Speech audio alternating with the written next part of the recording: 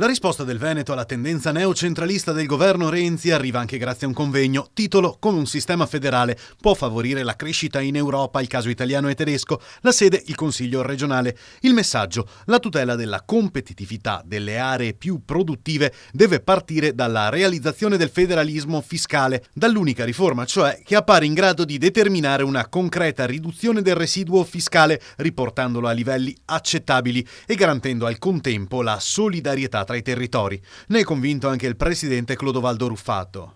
L'esempio nella Germania, abbiamo sentito qui e abbiamo visto con il confronto dei dati italiani e tedeschi che quando c'è risorse date al territorio, responsabilità data al territorio, queste vengono spese bene e logicamente si hanno i risultati.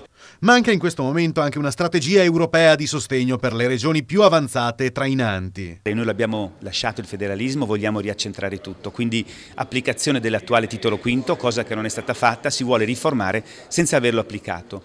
Abbiamo capito che un sistema federale porta responsabilità, porta soprattutto gestione sana del denaro pubblico. Questo noi vogliamo e questo è l'esempio che ci dà la Germania. Ospite d'onore il presidente della Deutsche Bundesbank Jens Wiedmann, che pur elogiando le riforme messe in campo dal governo ha ribadito la necessità da parte degli Stati membri di un'assunzione di responsabilità. Ogni paese si deve prendere la propria responsabilità e assicurare ai partner di avere economie competitive e finanze pubbliche solide. Seguire queste regole stringenti è il prerequisito per assicurare che l'Unione Monetaria Europea sia una unione stabile e duratura. Per capire che cosa l'Italia dovrebbe fare.